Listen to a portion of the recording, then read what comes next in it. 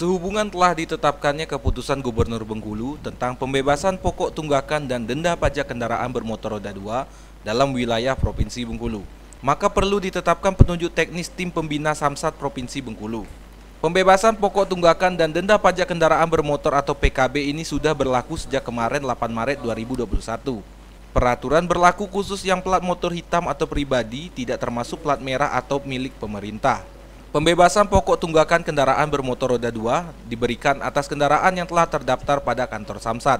Dalam wilayah Provinsi Bengkulu, pembebasan tunggakan ini khusus kendaraan bermotor roda 2, sementara untuk pajak kendaraan tahun berjalan tetap dikenakan.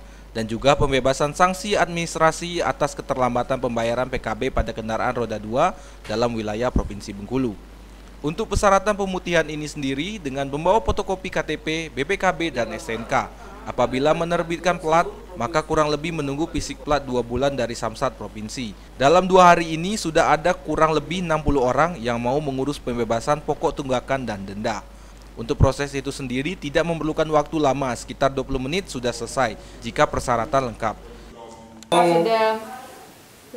Sudah berlaku kemarin hari apa ya, Senin ya, sekarang tanggal berapa nih? Tanggal 8 Maret itu udah berlaku tunggakan 0. Untuk SWLK jasa raja itu diambil denda sama tunggakan, dan itu hanya berlaku buat roda 2 kecuali plat merah di Pemkab Lebong, Kabupaten Lebong khususnya.